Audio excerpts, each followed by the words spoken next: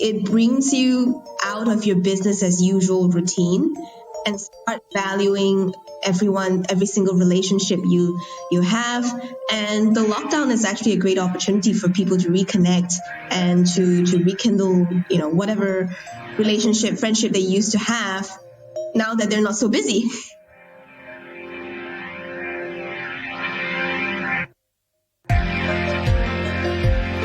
All right, welcome to And If Love Remains. My name is Mike Levitt. I'm your host, and I am just extremely thrilled to have on Jaqueline P'ng from theother100.com.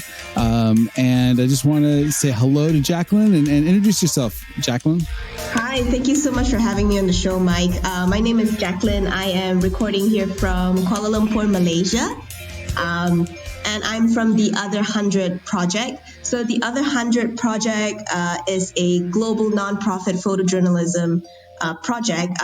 Maybe Mike, would you like me to go straight into it, or would you like to talk a little bit more about, what would you like to talk about? Well, I'd like, first of all, tell us a little bit about yourself. How did you get involved in this project, and what did you do before that? Sure. So the Other 100 Project is a project by the Global Institute for Tomorrow. The Global Institute for Tomorrow, in short, we call ourselves GIFT, G-I-F-T. We are a Pan-Asian think tank. So we like to highlight ideas that are not normally highlighted in our mainstream media, and also talk a lot about, how do we challenge the status quo? Is there a better way to do things? So we have a foundation, GIFT Foundation, and we run the Other 100 project. This has been going on for, since 2013. And how I got involved into this is because I'm a program manager at GIFT, and I am, before this, I am a journalist, a broadcast journalist for the last 8 years. So I think that's how the team felt that, it would be a good fit for me to run this project. Right. Oh, that's wonderful. What and this is, you guys have run this project for what, about 5 or 6 years now? Yeah, since 2013, when we published our inaugural edition. So every 2 years we would publish a coffee table book with all the top 100 winning entries. So this year, instead of publishing a book, we decided to go digital so that we can highlight more entries as well. Which is going to offer some more opportunities. I think it's hopefully you'll get a lot more people looking at it. Now, this is this year. I know your theme is healers, which I think is apropos for what we're all going through. Talk about the decision for the name and what your focus is on. Sure. I think we have to start from the beginning. Why do we call this project the Other 100? Yes, so I think everyone's very familiar with the Forbes 100. It talks about the rich and famous, the top 100 highest paying celebrities in Hollywood. So when our founder looked at this list, he thinks about, what does all these 100 people have to do with the rest of us? What about the rest that has been, quietly contributing to society, or who are just as accomplished in their own right? What about the other 100? That's how the name came about. So he wanted to create a photography book that goes beyond the stereotype, that challenges what mainstream media puts out, how they turn other cultures into something very exotic. So rather than viewing everyone else through that kind of lens, we want to see everyone on an equal platform. Everyone has their accomplishment and their own rights. So that's how the idea of the Other 100 came about.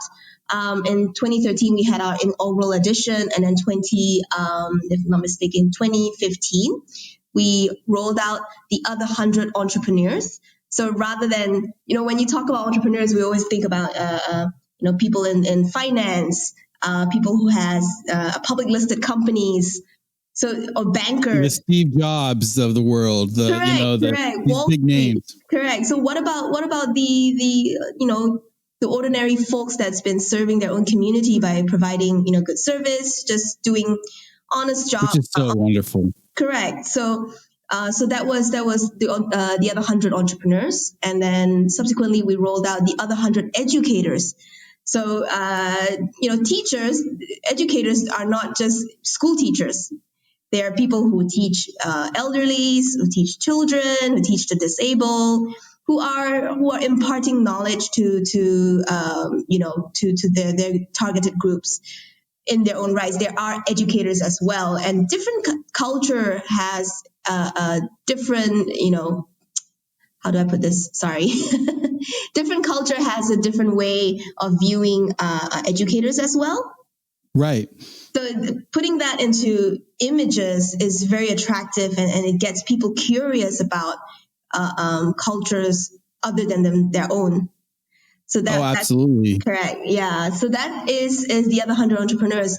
So what got us to this edition, the other 100 healers, is of course this pandemic that we're going through collectively as a human race.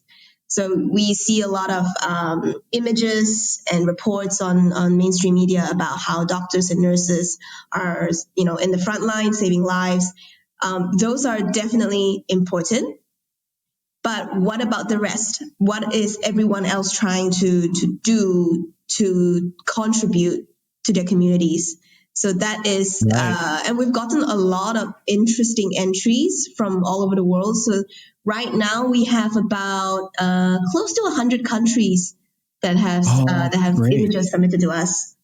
But we need a lot more. You guys need a lot more, right? And that so let me back up and maybe summarize a little bit. So just so make sure I have a clear picture. So basically, the idea is your organization wants to celebrate people who maybe won't be celebrated in the mainstream press, that won't get the airtime, that won't get the awards, but are doing just wonderful work out there in the world. And you're celebrating them by finding people who are willing to share their stories through photographs, and then publishing those photographs so we can all see or be inspired by all the great work that these, quote unquote, normal people, these extraordinary, ordinary people are doing. Am I summarizing that okay? Correct. So rather than hello? Oh, yes, I'm here. Okay, sorry. So can you repeat the question again? Oh, no. I just wanted to make sure that I summarized that. What your project is all about, that you're finding stories out in the communities of the world that maybe won't be found on mainstream media, and celebrating those stories through photographic stories and publishing those for other people to find and be inspired by. Correct. I think inspired is a good word to use here. If you look at our daily lives, we read news from our local media or a little bit from the international agencies. There are more than 150 countries all over the world. And right. You don't hear about all of them every day. So we created this project to get people curious about other cultures, other countries.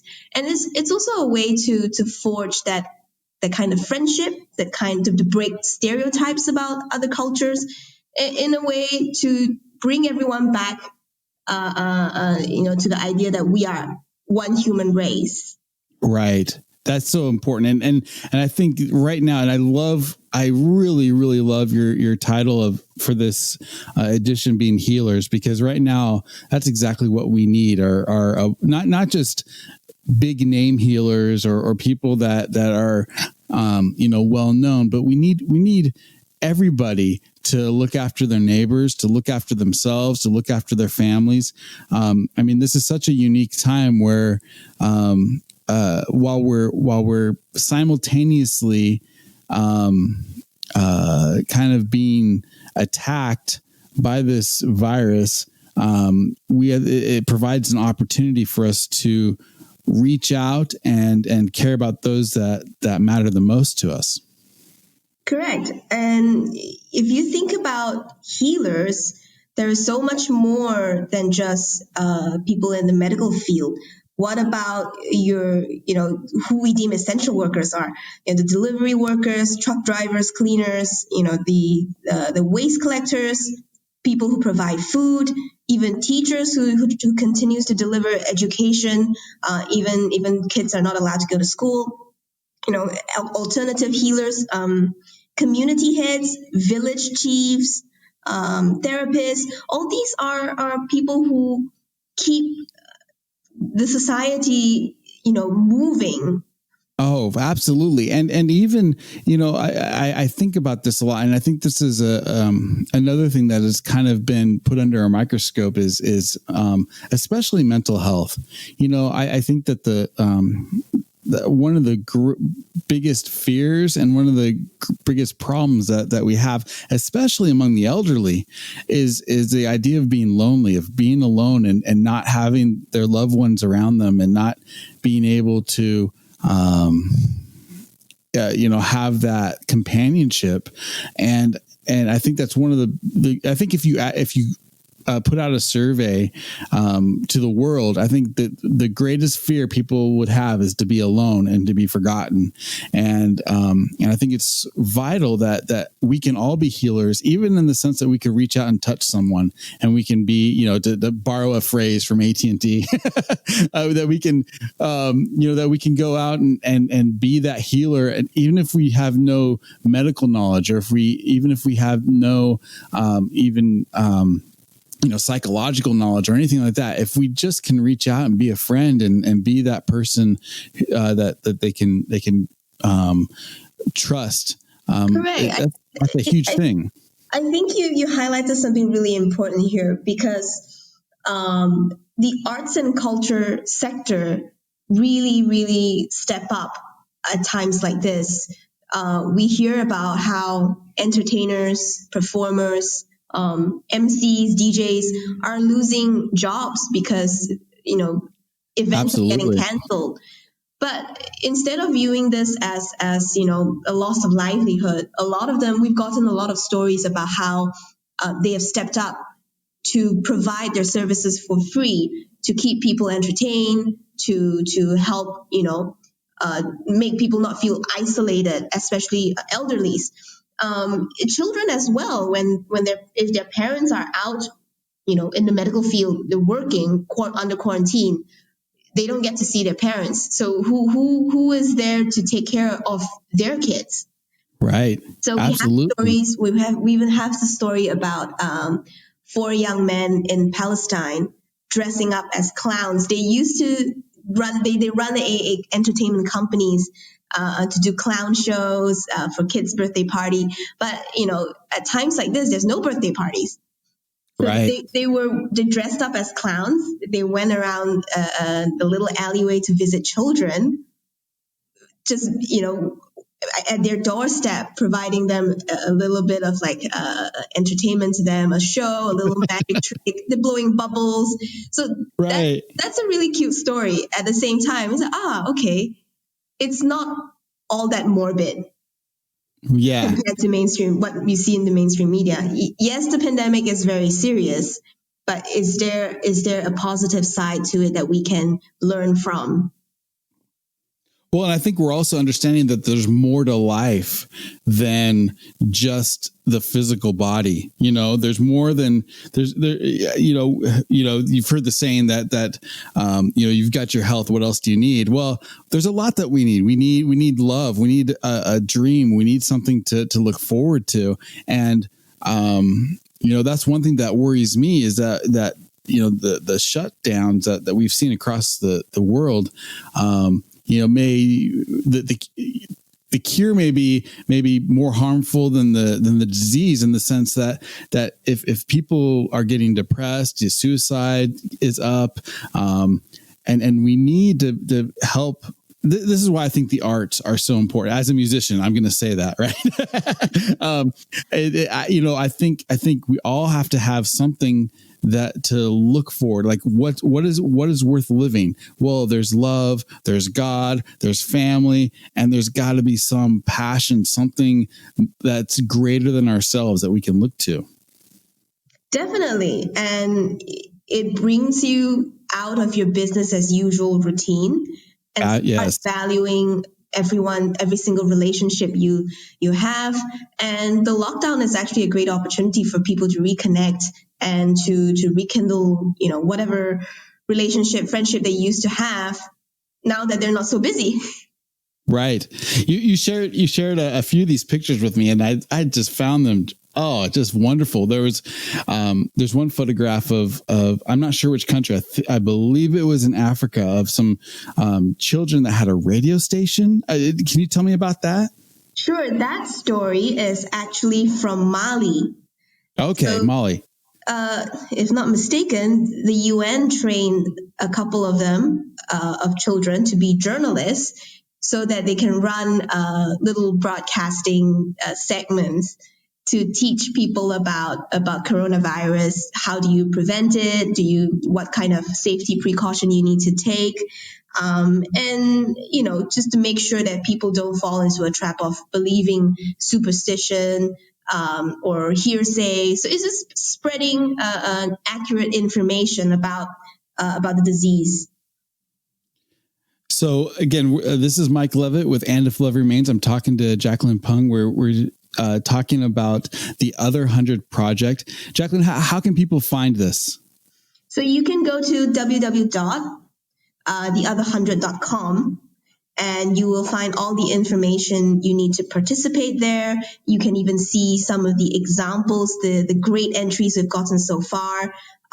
We've also just put up an Asia page that highlights all the good entries that we've gotten from the region. We have Malaysia, Macau, Bangladesh, India, Nepal. So all these countries, you might not see them very often in mainstream media, but this is just a little window to get you curious about what other people are doing. How can they help? And I might say that it's very creative. Yeah. Oh, I bet. And from what I've seen, it's really amazing. Not just the things that people are doing, but the photographs and how they're shot, and it's really beautiful. Tell me, so you're in one way, one reason you're on this podcast is you're kind of putting a call out to those photographers, both professional and amateur, that you need more pictures. Is that right? Correct. We actually don't have all the countries covered. So if you have friends that are living there, or someone who's a photographer that's traveling and has all these pictures, submit an entry to us, and we love to hear what kind of what's the story behind them. Oh, wonderful. So all of you that find a great story and can snap a photo of it, send your submission to theother100.com. That's all spelled out. TheotherHundred.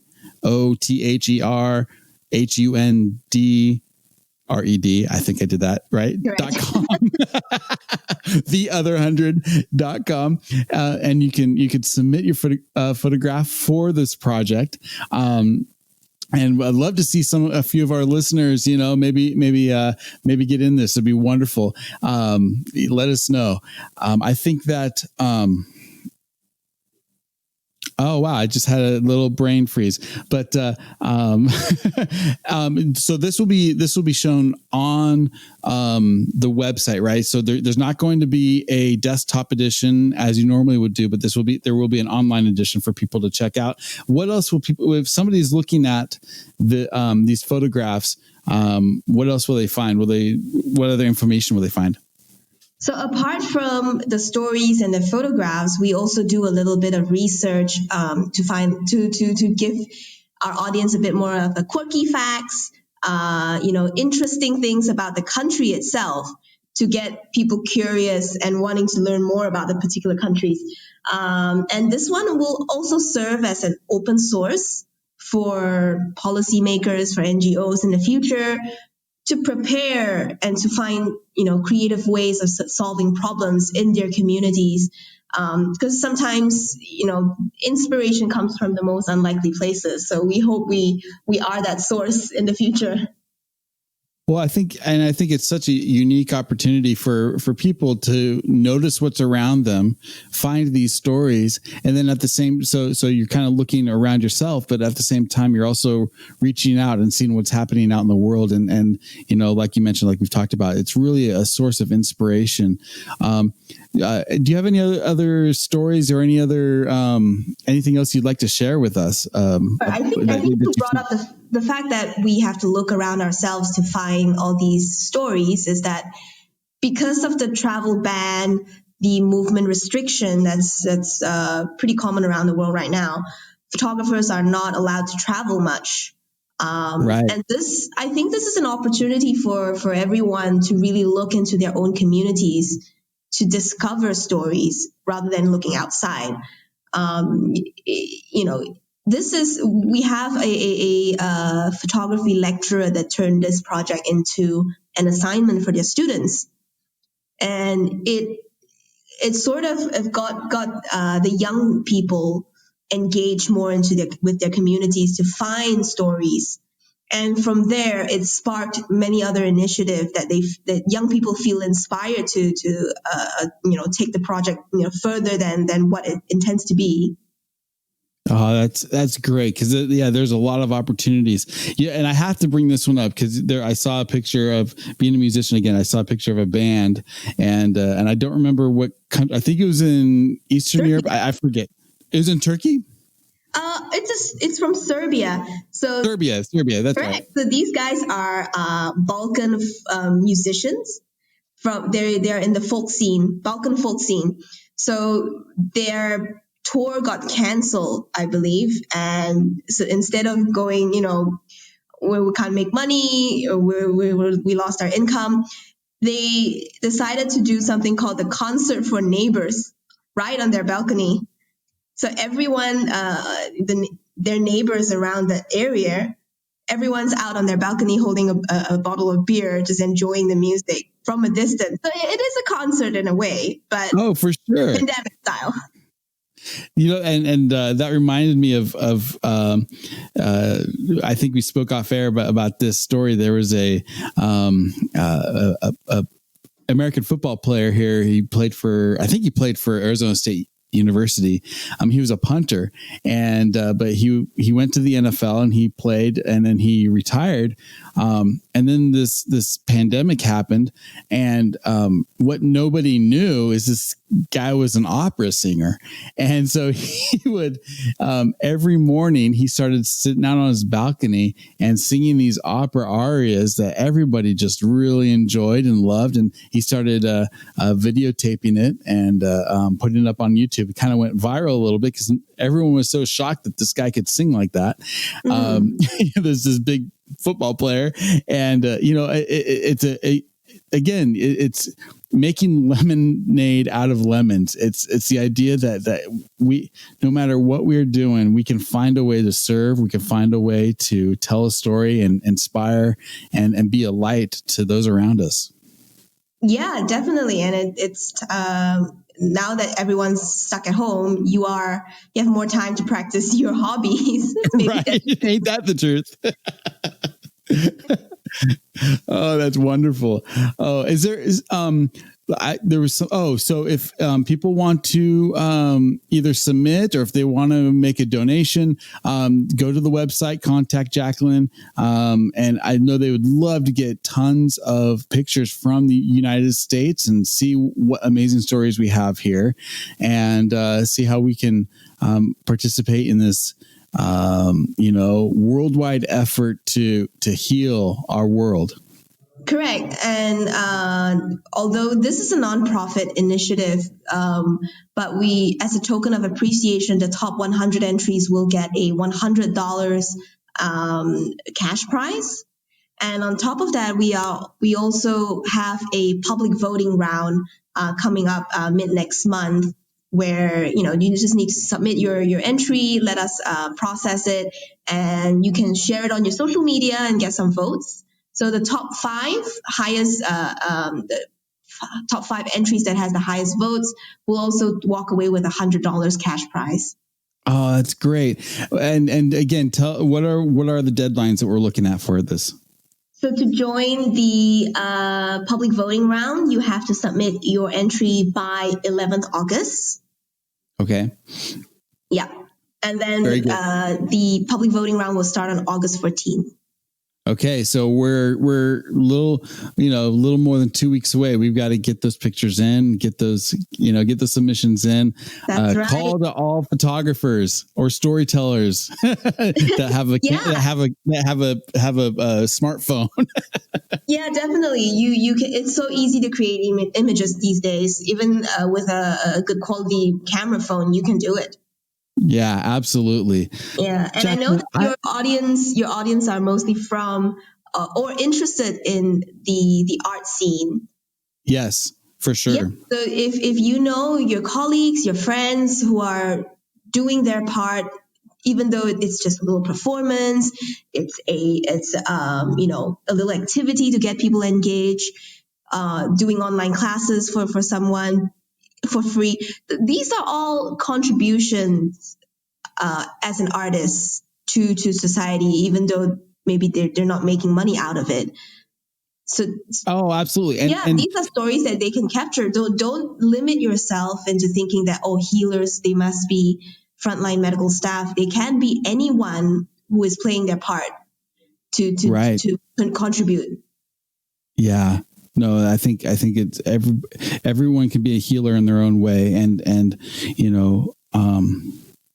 one of the ways to heal is to tell the truth, and the art, I think, is the most pure form of telling that truth. So I'm really looking forward to it. I hope. Before I let you go, is there anything else you want to share? Anything else that I'm forgetting that we need to talk about? Because I really want to promote this project. I think it's an important project for people. No, I think you've covered everything. So let the photos speak for themselves. Just come onto our website, theother100.com, to learn more. And you can definitely reach out to me via email. My email is listed there as well. So yeah, send us an entry.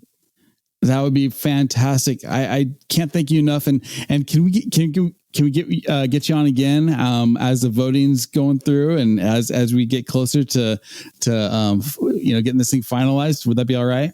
Definitely. I think when we close the open call, we would have a lot more stories to share. Oh, I would love to hear those stories. I cannot wait. This is Jaqueline P'ng. My name is Mike Levitt with And If Love Remains. Jaqueline is with theother100.com, The Other 100 Project. You can find information at theother100.com. You can find information about this podcast, And If Love Remains, at www.andifloveremains.com. We have a merch site. We have, please leave a comment, share this episode, share it with your friends and photography neighbors, because I think a lot of people don't know about what this is all about, and I'm excited to share it and move it on. So thank you again, Jaqueline. We'll have you on very soon. No problem. Thank you so much for having me, Mike. Take care. Take care.